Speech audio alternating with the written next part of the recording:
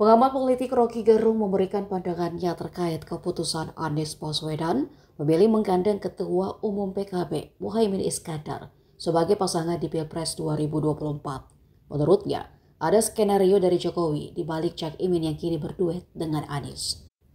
Dalam penilaiannya, Cak Imin adalah orang yang masih berada dalam kendali Presiden Jokowi, sehingga nantinya Jokowi masih bisa mengendalikan Anies melalui Cak Imin. Pandangan Rocky Gerung ini langsung dikomentari ramai netizen. Dilansir dari YouTube Tribun Jaktim Official, Rocky Gerung dinilai seolah selalu mencari kesalahan Jokowi soal pencegalan Anies Baswedan sebagai calon presiden. Warganet menilai Rocky Gerung selalu menyalahkan Jokowi jika ada masalah yang berkaitan dengan politik di tanah air. Sementara SBY, di dalam pikiran SBY, AHY itu at all cost mesti ada dalam peredaran politik.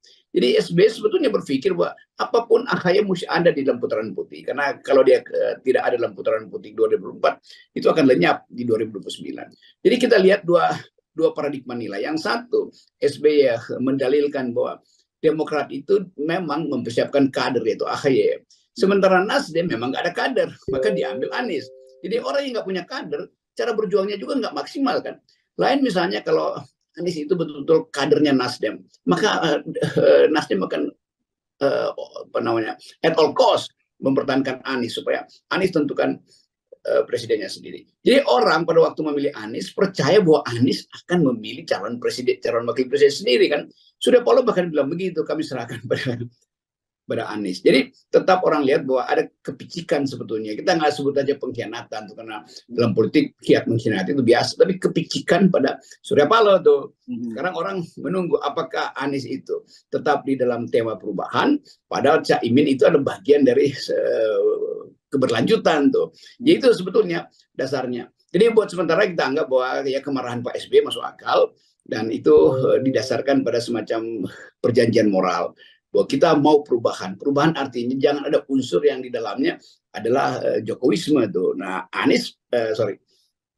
Cak Imin pasti Jokowisme, masih ada Jokowisme atau elemen-elemen Jokowi ada di situ. Jadi publik melihat bahwa Anies kalau pakai Cak Imin dia akan dikendalikan oleh Jokowi, dan itu panjang ceritanya tuh. Bisa aja satu waktu Jokowi merasa udah cukup, udah mencalonkan Anies dengan Cak Imin, tapi nama Anies terlalu melambung tuh, dan itu berbahaya kalau Anies betul-betul jadi presiden. Nggak mungkin Anies nggak akan kendalikan Cak Imin. Lalu Jokowi berpikir lagi, oke, supaya Anies nggak jadi presiden, ada sprindik di Anies nggak ada sprindik di Cak Imin ada. Ada. Bayangkan misalnya dua hari sebelum pencoblosan tiba-tiba sprindik keluar pada Cak Imin karena soal kardus segala macam masih ada di KPK kan, udah gagal Anies kan. Jadi kita mesti hitung sampai di situ tuh kira-kira tuh. Karena Jokowi tetap ingin bahwa pengendalian dia itu harus maksimal, entah pada Ganjar atau pada Prabowo. Jadi tetap di otak Pak Jokowi atau Ganjar atau Prabowo. Anies itu nggak mungkin. Kalau Anies mulai mengejar Ganjar dan apalagi mengejar Prabowo, maka mesti dibatalkan. Itu jadi sebetulnya Anies ditawan oleh Jokowi melalui Caimin.